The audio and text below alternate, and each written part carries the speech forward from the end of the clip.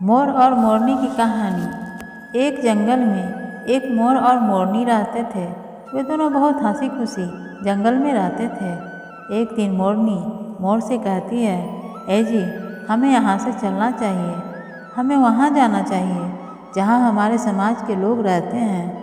काफ़ी सारे मोर मोरनी रहते हैं, हमें वहाँ चलना चाहिए। मोर मोरनी से कहता है, प्रिय, अगर हम वहाँ चलेंगे तो रोज़ लड़ाई झगड़े होंगे। देखो, हम यहाँ कितनी शांति और सुकून से रहते हैं, इसलिए हमें वहाँ जाने की क्या ज़रूरत है। लेकिन मोरनी जिद करने लगती है। आखिरकार मोर बात मान जाता है। फिर वो दोनों उड़कर एक नगर में आ जाते हैं। उस नगर का राजा पशु पक्षियों की भाषा को आसानी से समझता था। वह किसी भी पशु पक्षी की आवाज़ सुनकर जान जाता था कि वह क्या कह रहा है। मोर और मोरनी उड़कर उसी नगर में आ जाते हैं। एक दिन की बात है। राजा अपने रानी से कहता है कि हे रानी, मुझे बहुत तगड़ी भूख लगी है, आप मुझे भोजन खिला दीजिए। तब रानी 36 प्रकार के भोजन बना करके एक हाथ में पानी का लोटा और दूसरे हाथ में खाना का थाल लेकर राजा के पास पहुंचती है। रानी जैसे ही भोजन का थाल राजा के पास रखती हैं तो एक चावल का टुकड़ा नीचे गिर जाता है। वहीं पर कुछ चींटियाँ घूम रही थी। तभी एक चींटी चावल का एक टुकड़ा लेकर वहाँ से जाने लगती है। राजा बैठा सब घटना को देख रहा था। उस चींटी के पास में तुरंत ही एक बड़ा चींटा आता है और वह चींटा उस चींटी से कहता है, प्रिय, यह चावल का टुकड़ा मुझे दे दो और तुम जाकर राजा के थाल से चावल का एक दूसरा टुकड़ा लेकर आओ। राजा उनकी बातों को सुन रहा था। राजा वहीं बैठा रहा। जब चींटी कहती है कि नहीं, मैं नहीं जाऊंगी, अगर यह बात राजा को पता चल जाएगी तो राजा मुझे मार देगा। तब चींटा चींटी से कहता है कि तुम जाओ, राजा को नहीं पता चलेगा। चींटी फिर जाने की कोशिश तो करती है, लेकिन फिर आधे रास्ते से वापस चली आती है और चींटे से कहती है, नहीं, मैं नहीं जाऊंगी, हो सकता है राजा को पता चल जाए और राजा मुझे मार दे। राजा उन दोनों को देख रहा था। चींटा को इस बात का थोड़ा आभास हो गया था कि राजा हमारी बात को समझ रहा है। चींटा फिर चींटी से कहता है, देखो, लगता है राजा हमारी बात को समझ रहा है। राजा ने हमारी बातों को सुन लिया है, इसलिए वो हमें ही देख रहा है। चींटा चींटी से कहता है, अगर राजा ने हमारी बातों को सुन लिया है और राजा किसी और को बताएगा तो उसी समय पत्थर का बन जाएगा। राजा चींटा और चींटी की यह बात भी सुन लेता है। राजा इस बात को सुनकर हंसने लगता है। जैसे ही राजा को हंसी आने लगती है, राजा की रानी रसोई से बाहर आने लगती है। राजा को हंसते हुए देखकर रानी सोचने लगती है कि शायद मुझसे कोई गलती हुई है, इसलिए राजा साहब हंस रहे हैं। रानी राजा के पास आती है और कहती है कि महाराज, क्या मुझसे कोई गलती हुई है? क्या मुझसे कोई नाराज़गी है? क्या आप इतनी ज़ोर से हंस रहे हैं? राजा रानी से कहता है, नहीं नहीं, ऐसी कोई बात नहीं है, मुझे बस यूं ही हंसी आ गई है। रानी जिद करने लगती है और कहती है, आपको मुझे बताना पड़ेगा कि आप क्यों हंस रहे थे। राजा बार बार मना करता है, क्योंकि राजा को पता था कि चींटी ने कहा है कि अगर मैं चींटी वाला बात किसी को बताऊंगा तो मैं पत्थर का बन जाऊंगा। इसलिए राजा यह बात रानी को नहीं बताना चाहता था। लेकिन रानी बार बार जिद करती है और कहती है कि आपको मुझे यह बताना ही पड़ेगा कि अभी आप क्यों हंस रहे थे। अगर आप मुझसे सच्चा प्रेम करते हैं तो आपको बताना ही पड़ेगा कि आप क्यों हंस रहे थे। राजा अब धर्म संकट में पड़ गया। राजा सोचता है कि अगर मैं यह बात रानी को बताऊंगा तो मैं पत्थर का बन जाऊंगा, और अगर नहीं बताऊंगा तो रानी का मुझ पर विश्वास खत्म हो जाएगा। रानी बहुत जिद करने लगती है। कहते हैं ना कि त्रिया हट और बाल हट बहुत तगड़ी होती है। इन दोनों हट से हमेशा बचकर रहना चाहिए। रानी के हट के सामने राजा को झुकना पड़ता है और राजा रानी से कहता है, ठीक है, अगर मैं आपको बताऊंगा तो बाद में आपको पछताना पड़ेगा। रानी कहती है, अभी तो आप कह रहे थे कि कोई बात नहीं है, अभी आप कह रहे हैं कि मुझे पछताना पड़ेगा। रानी कहती है, जरूर कोई बड़ी बात है, और वह और ज़्यादा जिद करने लगती है। तब राजा कहता है कि ठीक है, अगर आप नहीं मान रही हैं तो चलिए मैं किसी जंगल में आपको एक बात बताऊंगा।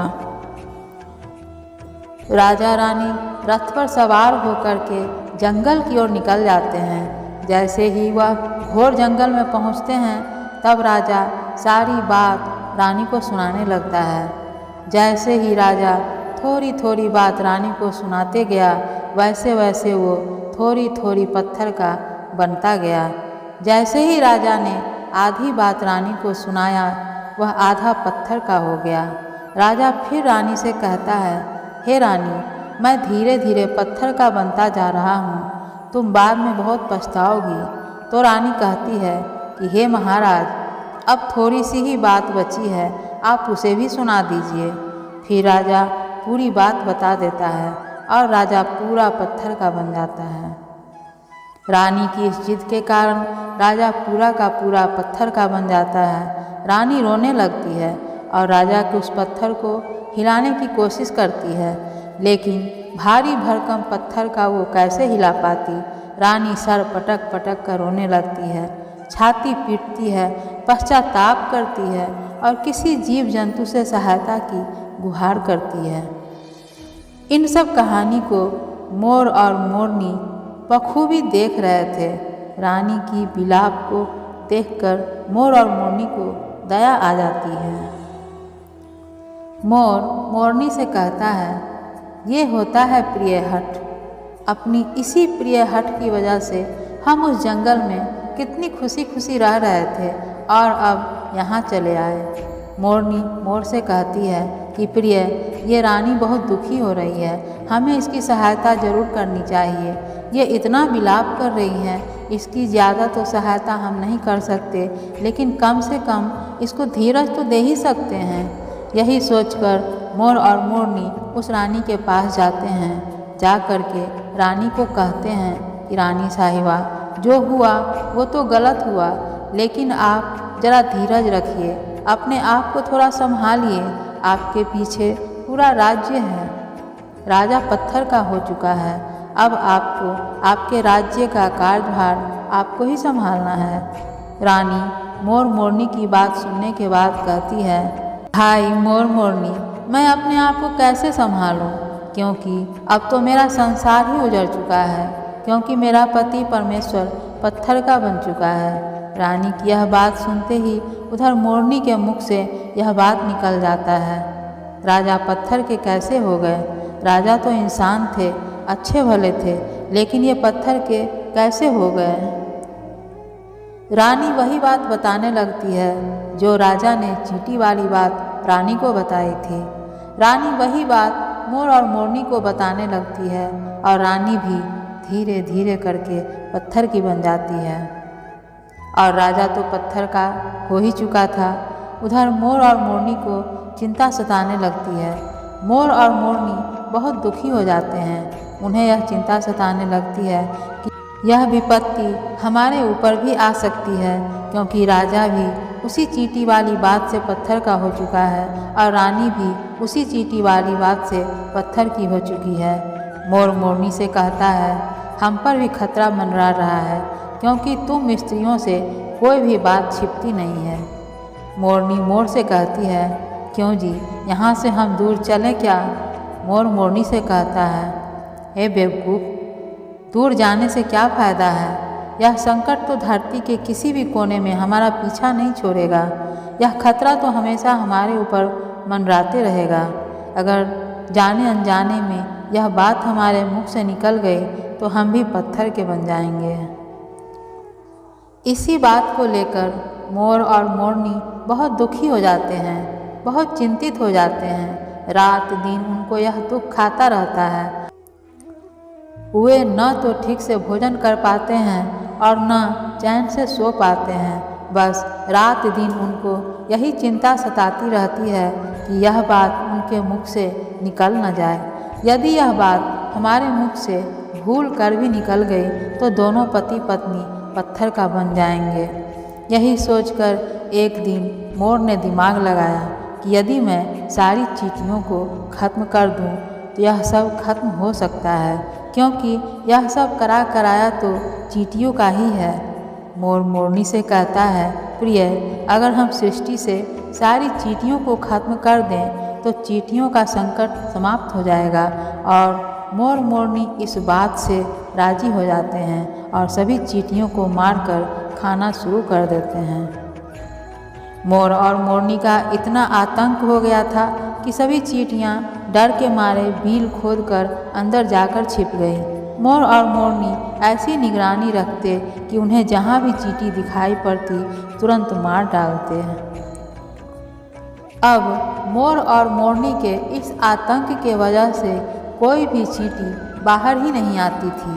काफ़ी समय बीतने के बाद चींटियों को भूख सताने लगी, क्योंकि भोजन तो बिल में मिलता नहीं, वो तो बाहर ही मिलता है। जैसे ही भोजन लेने के लिए चींटी बाहर आती, मौका पाकर मोर और मोरनी उसे दबोच लेते और मार डालते। एक चींटी और एक चींटा बिल के अंदर भोजन के लिए तड़पते हुए श्री हरि विष्णु का जोरदार भजन करने लगे। भक्ति करते करते उन्हें यह भी मालूम नहीं पड़ा कि वह कहाँ है और कहाँ नहीं है। वे घोर तपस्या में लीन हो गए। अंत में जाकर श्री हरि विष्णु उन्हें दर्शन देते हैं और भगवान विष्णु कहते हैं, चींटा चींटी, जो भी तुम्हें मांगना है मांग सकते हो। हम तुम्हारी भक्ति से प्रसन्न हैं, क्योंकि चींटा और चींटी ने निरंतर भक्ति की थी और ना ही कोई जल ग्रहण किया, ना ही अन्न। इसलिए भगवान विष्णु बहुत जल्दी प्रसन्न हो गए थे और आकर कहने लगे, जो भी मांगना है मांग सकते हो, हम तुम्हारी भक्ति से बहुत प्रसन्न हैं। चींटा और चींटी ना जाने कितने दिनों से भूखे और प्यासे थे। दोनों एक ही बात कहते हैं, हे प्रभु, अगर आप हमें वर देना चाहते हैं तो हमारे पेट में गांठ लगा दीजिए। उन्होंने सोचा, अगर हमारा पेट नहीं होगा तो हम बाहर क्यों जाएंगे और मोर मोरनी हमें नहीं खाएंगे। इसलिए उन्होंने मांगा कि हे प्रभु, हमारे पेट में गांठ लगा दीजिए। भगवान विष्णु कहते हैं, तथास्तु, और चींटियों को पेट में गांठ लग जाती है। आज भी उन चींटियों के पेट में गांठ लगी हुई है। चींटियों का पेट नहीं होता। फिर चींटा और चींटी भगवान विष्णु से कहते हैं, प्रभु, हमारे पेट में तो गांठ लग गई है, लेकिन अभी भी मोर और मोरनी से हमें खतरा है। मोर और मोरनी अभी भी हमारे इंतज़ार में ऊपर ज़मीन पर बैठे हैं और जैसे ही वे लोग हमें देखेंगे हमें मार देंगे। तब भगवान विष्णु मोर से कहते हैं, हे मोर, तुम चींटियों का शिकार करना बंद कर दो। इसमें चींटियों का कोई दोष नहीं है। जो दोषी था वो राजा था, क्योंकि राजा ने कराव शास्त्र की पढ़ाई की थी, इसलिए वो सभी जीव जंतुओं की भाषा को समझता था। उसके साथ साथ वो जिन भाषा को समझता था उनका रूप बदलने में भी सक्षम था। पशु पक्षियों का वह रूप धारण किया करता था और जब वह राजा रूप बदलता था तो उन पक्षियों के साथ रमन भी किया करता था। और जब वो पशु पक्षी गर्भ धारण करती थीं तो वह उसे छोड़कर इंसान बन जाता था और फिर ऐसी पशु पक्षियों पर वह जोर से हंसता था। इसकी ऐसी मूर्खता के कारण ही आज यह राजा पत्थर को बना पड़ा है। मोर कहता है, हे प्रभु, इसमें उनकी रानी का क्या दोष है। श्री हरि विष्णु कहते हैं कि उनकी पत्नी भी उनके इस पाप में भागीदार है, क्योंकि उनकी पत्नी अगर उनको रोकती तो वह इतना बड़ा पाप नहीं करते। इसलिए उनकी रानी भी इस पाप की भागीदार है, इसलिए आज वो भी पत्थर की बन चुकी है। श्री हरि के समझाने के बाद मोर उनसे कहता है, हे प्रभु, यदि यह बात हम किसी और से कहेंगे जो कि रानी हमें सुनाई है तो क्या हमें भी पत्थर के बन जाना पड़ेगा। श्री हरि विष्णु कहते हैं कि तुम्हारा यह श्राप अब समाप्त हो चुका है। तुम्हें किसी से कहने पर कोई फर्क नहीं पड़ेगा। आपके ऊपर से खतरा टल चुका है। मोर और मोरनी बहुत प्रसन्न हो जाते हैं। उनकी खुशी का कोई ठिकाना नहीं था। श्री हरि विष्णु अंतर्धान हो जाते हैं और वहाँ से चले जाते हैं। इधर मोर मोरनी के खुशी का कोई ठिकाना नहीं था। यदि पशु को, पक्षी को खुशी होती है तो वह झूमने लगता है, नाचने लगता है। यही बात मोर के साथ हुआ। मोर को जब ये पता चला कि उनके ऊपर से खतरा टल चुका है तो वह खुशी में नाचने लगा। उसकी खुशी का कोई ठिकाना नहीं था, वह खुशी के मारे पागल हो रहा था। फिर जैसे ही मोर खुशी के मारे अपने पैरों के नीचे देखता है तो फटे बदसूरत पैर मोर के बने हुए थे। मोर अपने पैरों को देखकर रोने लगता है। मोर सोचने लगता है कि पहले मेरे पैर तो बहुत सुंदर थे, लेकिन आज इतने फटे और गंदे कैसे हैं। मेरा पूरा बदन सुंदर है, लेकिन मेरे पैर इतने बदसूरत कैसे हो गए। मोर के पैरों का फटने का कारण चींटियों का खाना था, क्योंकि बहुत सारी चींटियाँ मोर और मोरनी दोनों ने मार मार कर खा गई थी। इसलिए आज भी कोई इंसान अगर चींटी खाता है तो उसके शरीर में छोटे छोटे दाने पड़ जाते हैं। सांप के केंचुली छोड़ने का भी यही कारण है, क्योंकि वे भी चींटी खाते हैं, जिस वजह से उनका शरीर फट जाता है। मोर अपनी यह हालत देखकर जोर जोर से रोने लगा। मोरनी मोर को धीरज बंधाती है और कहती है, जो हुआ वह तो हो गया, रोने से क्या होगा। मोर नाचता और जोर जोर से रोता है, इसलिए उसके आँखों से आंसू की धारा बह रहे थे। लेकिन फिर भी मोर नाचता और जोर जोर से रोता रहता है, इसलिए उसकी आँखों से आंसू की धारा बह रही थी। मोरनी मोर को धीरज बंधाते हुए उनके आंसुओं को नीचे गिरने से रोकती, लेकिन रोक नहीं पाती। मोरनी के हाथ तो है नहीं, इसलिए अपने चोंच से एक एक आंसू को उठाती और अपने मुख में रखने की कोशिश करती, लेकिन कितना वो अपने मुख में रखती, वो मोरनी के सीधे पेट में चले जाते। इस तरीके से हर बार मोरनी मोर के आंसुओं को रोकती और मोर नाचता और खूब जोर जोर से रोता। मोर के आंसुओं को पीती हुई मोरनी गर्भवती हो जाती है। मोर के आंसुओं को देखकर और मोरनी के प्यार को देखकर भगवान श्री हरि फिर से उन्हें दर्शन देते हैं और मोरनी को आशीर्वाद देते हैं और कहते हैं कि तुम्हारा प्रेम ऐसे ही सदा बनी रहे। भगवान श्री हरि मोर और मोरनी को आशीर्वाद देते हैं और कहते हैं कि तुम्हारी भक्ति धन्य है और तुम धन्य हो। एक समय ऐसा भी आएगा कि तुम्हारे पंख को हम मुकुट बनाकर धारण करेंगे। इसलिए कहते हैं कि जब श्री कृष्ण के रूप में श्री हरि धरती पर आए तो वह मोर का पंख अपने मुकुट में धारण करने लगे। आशा है इस कहानी से हम सबको बहुत कुछ सीखने को मिला होगा।